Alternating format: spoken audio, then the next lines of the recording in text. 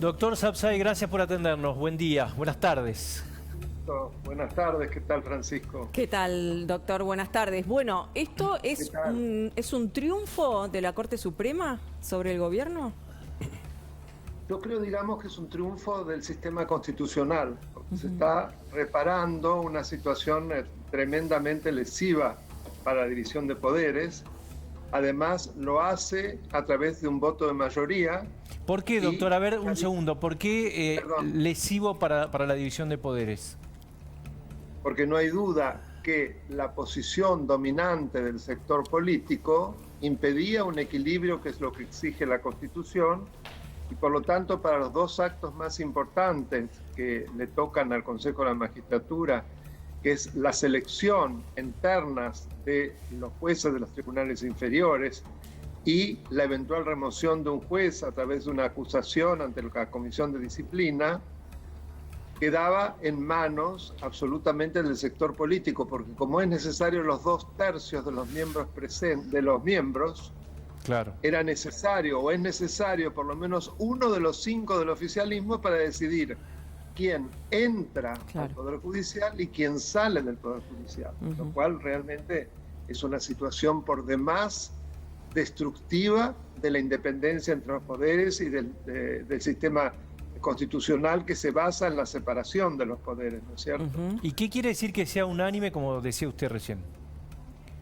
Es unánime, pero hay una disidencia del doctor Lorenzetti, que es bastante importante, no obstante lo cual creo que el fallo es una verdadera clase de derecho constitucional, con citas excelentes tanto al doctor Vidercampos como también al expresidente Alfonsín, en ese momento como convencional constituyente, en donde explican claramente qué implica equilibrio. Equilibrio no es igualdad, dice la Corte, pero lo que se debe impedir es toda posición de predominio o hegemonía. Y esa pauta, ese estándar, les permite observar precisamente si es lo que existe en el Consejo de la Magistratura. Y en primer lugar, ellos observan que una cantidad inmensa, que van enumerando una por una, de decisiones que se deciden por mayoría simple, el sector político tiene quórum propio, mayoría propia, y por lo tanto, aún excluyendo el debate con los otros sectores, puede tomar esas decisiones. Pero además agrega, respecto de las dos que yo mencioné, tiene el voto de la posición de una suerte de veto para la designación o la remoción. ¿Y qué pasa a partir de ahora? El gobierno tiene 120 días, digamos, para llegar a esta nueva conformación, que era la original, la de 20 miembros. ¿Y qué va a pasar ahora? ¿Con esa conformación está asegurado que se va a limitar la intervención política en la justicia o no? Por lo menos va a haber un equilibrio mucho mayor. Esa integración implicaba de todas maneras para el sector político más del 40% de la representación. Yo siempre dije que para mí era muchísimo, pero en relación a lo que vimos después, evidentemente se restablece un determinado equilibrio.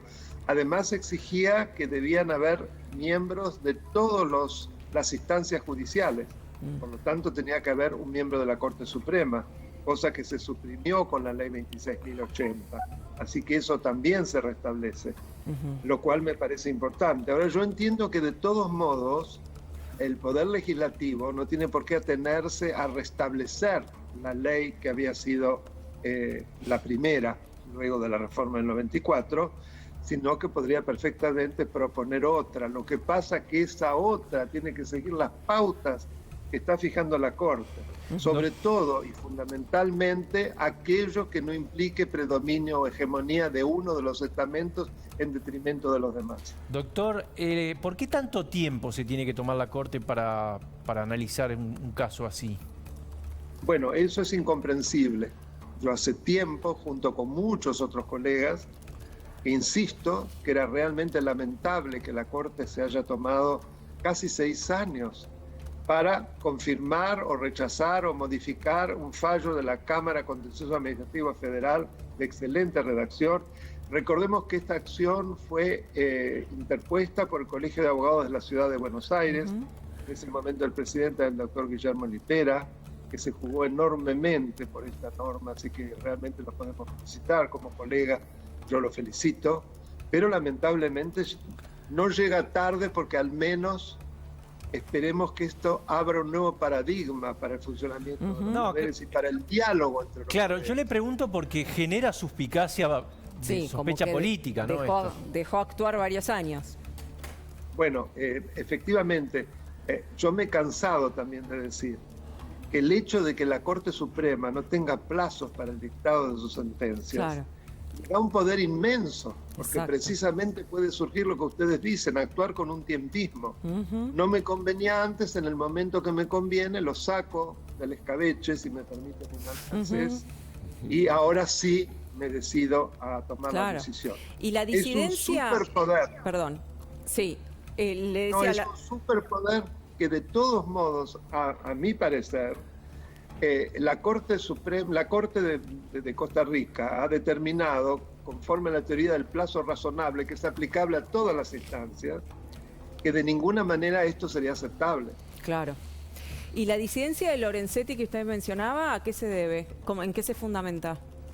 Bueno, la disidencia de Lorenzetti tiene un análisis muy interesante por dos motivos. Primero, él hace una suerte de análisis sociológico de qué pasó con el funcionamiento del Consejo de la Magistratura durante 16 años, va pormenorizando y llega a la conclusión de que claramente fue absolutamente insatisfactoria su manera de actuación. Incluye también la no realización de obras, el detenimiento de decisiones, es decir, que no le cabe duda que conforme a ese comportamiento sociológico debe ser declarada inconstitucional.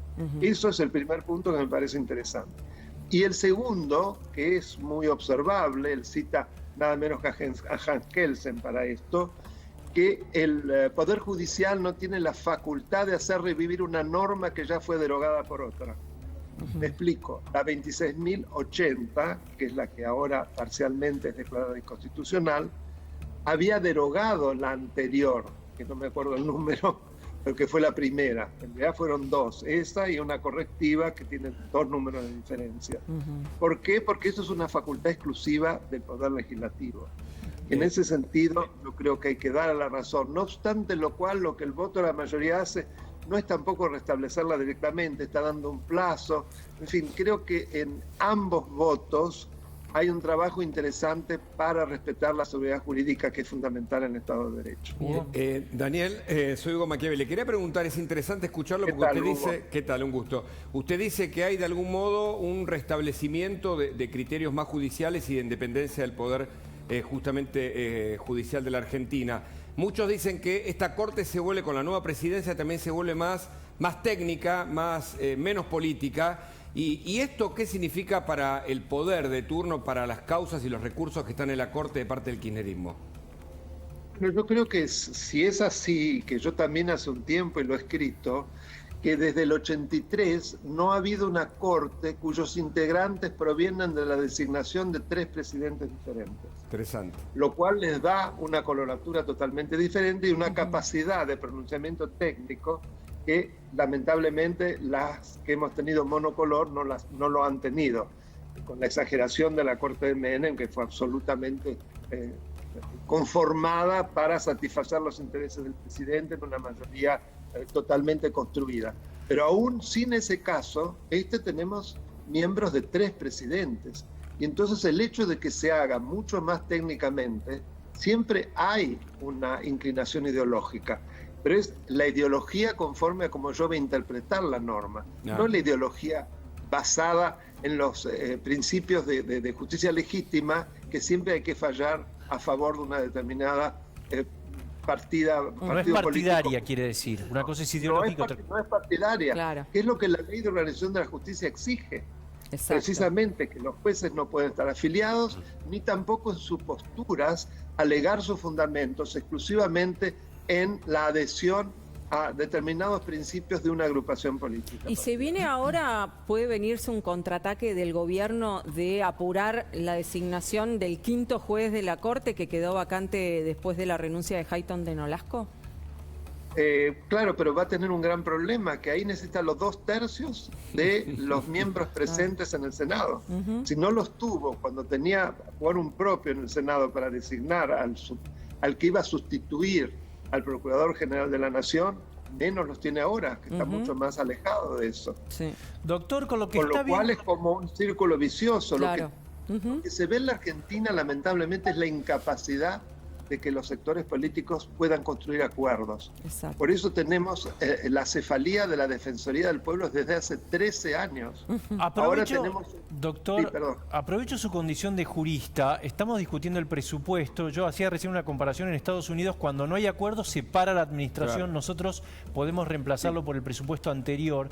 ¿Qué lectura le merece esta situación? Bueno, evidentemente es otra vez, por algo usted hizo la relación con lo que veníamos hablando. Es una situación de bloqueo que habla de la incapacidad de diálogo entre sectores, lo cual es una desgracia para una democracia, porque la democracia se basa en la posibilidad de gestionar los conflictos. ¿Y cómo se gestionan los conflictos de la mejor manera? A través de la búsqueda de acuerdos y el logro de consensos. Si lo que demuestra a lo largo del tiempo una determinada comunidad y quienes los representan, que eso no es posible, y es una desgracia del sistema en su conjunto, porque va quedando bloqueado, o Claro. parcialmente, los grandes actos institucionales se cumplen parcialmente y a cuentagotas. Le pregunto porque, por ejemplo, Martín Tetaz quiere presentar un proyecto para que sea similar al norteamericano el sistema. ¿Acá sería un salto al vacío? ¿Estaríamos parados 10 años? Bueno, por lo menos puede ser muy peligroso. A lo mejor, porque pasó en un momento en Estados Unidos, ustedes recordarán, que inclusive muchísimos no pudieron viajar. Claro, Estaban sí, cerrados todos los compases. Y eso sirvió, de alguna manera, como algo que luego puso absolutamente como impulso en marcha al Congreso, nunca más se repitió. Y esto ocurrió, si no me equivoco, hace cerca de 25 años. Bueno, en el 95 Clinton estuvo 21 días sin administración, después hubo, pero siempre por periodos cortos, 3, 4 días. 26, claro, 26 años. Ese fue el que digo que mucha gente, como no se podía renovar las visas, no pudo viajar porque coincidió con el verano nuestro. Claro. Me Luis. acuerdo muy bien, porque gente de mi familia le pasó. Luis, Pero, ¿coincidís con Sapsay en que queda debilitado el gobierno? Sí, mira, sí, yo creo que sí. Ahora, ¿qué tal, Daniel? ¿Cómo estás? ¿Cómo te va, Luis? Muy bien, muy bien. Yo tomando nota cuando hablas vos. Pero me parece que, Hago digamos... lo mismo cuando hablas vos. Gracias por las flores que nos... Es así, somos así nosotros. Es cierto, vos sabés que nos respetamos mucho. Yo no soy de decir si no lo pienso, al contrario, soy bastante... No, pero el punto acá importante es que tenemos una situación donde a veces las reglas son utilizadas para los trucos y el oportunismo, ¿no?, del gobierno, que hace finalmente un chantaje, pues dice, bueno, si no se logra un consenso, nosotros vamos al presupuesto anterior, ¿no? En Chile lo que queda es el presupuesto original enviado por el Poder Ejecutivo al Congreso.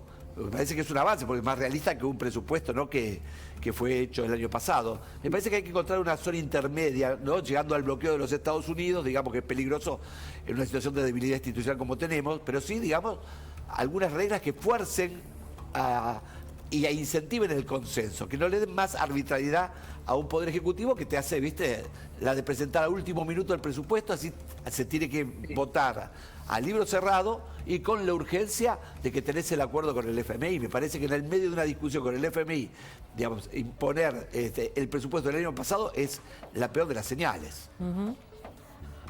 Coincido totalmente con vos. Lo que pasa es que desgraciadamente nosotros tenemos una habilidad muy peculiar, que es el modo de poder pasar por encima de los comportamientos democráticos y de que las normas se cumplan. Así es. Y que haya un sentido de servicio público. Pero esa es la no cultura permanente populista, ¿no?